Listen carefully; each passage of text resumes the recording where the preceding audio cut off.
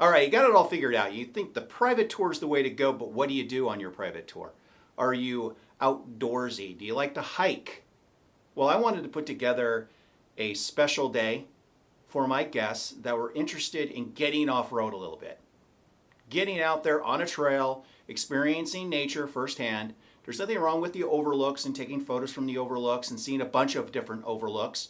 But a lot of my guests are like, Todd, I'll never get back to the Grand Canyon again. My kids are all at that perfect age, or my wife and I, or my husband and I are not getting any younger. And so we really want to maximize our time in both Sedona and also the Grand Canyon. What can you do for me? Well, I put pen to paper, and I've done a bunch of different trail destinations in the past.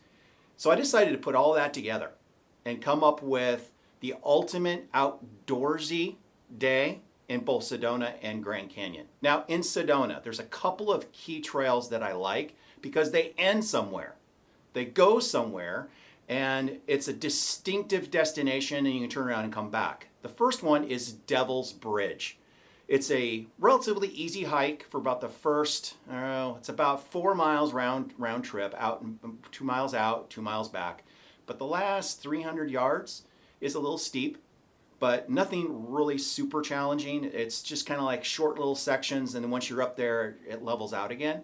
But it's beautiful. You get up there and you really start to experience the Sedona Red Rock from up there. You can see the entire valley. It's just beautiful.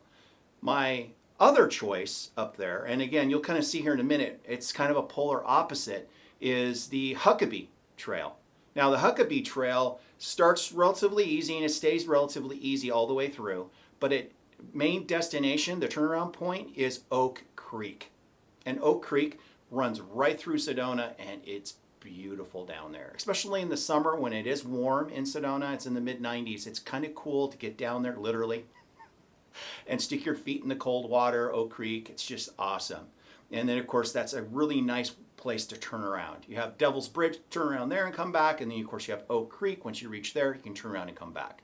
So either one of those, you can't really do both just because of time, but both of them offer a unique experience. Now the Grand Canyon. So we leave one of those trailheads, we get on the road again. Here's a little bit of a twist to my normal Grand Canyon tour because we have to save time. We have to make up time somewhere.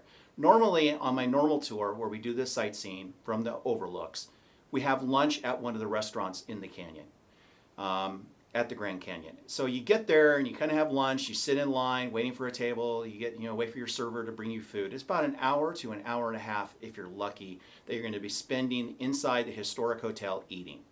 A lot of my guests love that. They enjoy the history behind the building. They just enjoy the whole eating experience. But if you're on this adventure, it's all about hiking, getting outside.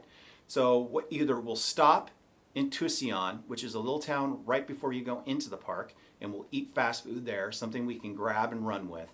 Or you can pack your own lunch, and you can eat it literally trailside. Now there's 2 trails I love, 3 trails actually.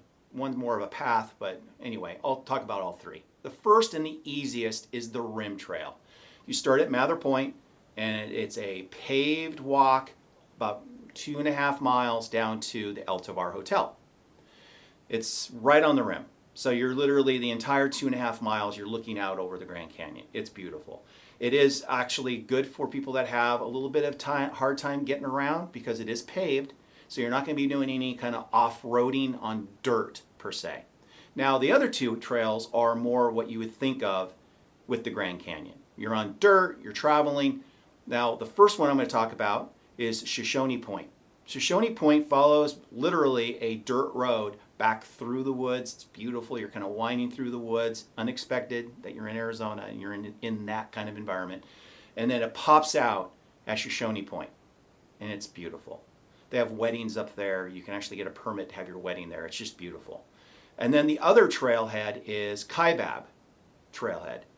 Kaibab and Shoshone differ in one huge way. Shoshone, you're going to the rim, to an overlook. You kind of hike down a little bit, but you're kind of there at the overlook taking photos. That's the destination. Then you turn around and come back. It's about 2.5 miles round trip. Whereas Kaibab, you're going down into the canyon. You're winding down these incredible steep, the trail's not steep necessarily, but you know, you have the steep fall away on this on the left. You're going into the Grand Canyon. Now, if it was my choice between the two, it really comes down to your fitness level. Because you're going down into the canyon, of course, with kaibab. And so you have to come up.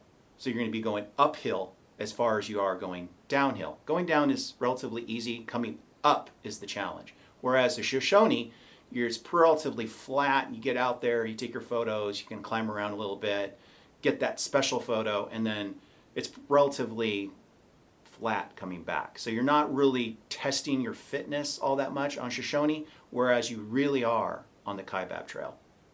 But if you can do it, and you only go down as far as you feel comfortable. There's a point down there that is amazing. It's about 1 mile in, and it allows you to kind of the opportunity to experience the Grand Canyon from the inside out. A lot of guests don't get that opportunity. So those are the 3 trails at the Grand Canyon. So if you're up to a outdoor adventure, then definitely I can put together something for you. And of course we can talk one-on-one. We can fine-tune a few things if you have questions. It's not really a shopping trip though, guys. You are on the trailhead, experiencing nature the entire time, that you're not in the vehicle traveling. And there's still a fair amount of that. So there you go. I'm really excited about this. I enjoy going out and hiking with my guests. My guides enjoy the same thing. They love getting out of the vehicle, stretching their legs, and being in this incredible outdoors. Just breathtaking. So if that interests you, please sign up, or you can give, of course, my staff a call. They'll take some information. I'll call you back. Or, of course, you can book online. I'll have that up and running here for this. This is so new. I'll have it up and running, though, by the time I put this video up. So you can just click on there and sign up for it. It's just an awesome, awesome day. So is everything else, but this is really for that guy, that group, that family that just wants to get out and experience things firsthand. All right, well, there you go. Again, check out our reviews. I have awesome clients. They've all spent the time to do that, and I love reading reviews personally before I shop, so there you go. Until we talk, or you sign up, or whether you have me or one of my other guides, enjoy today, and I'll talk to you tomorrow. Bye-bye.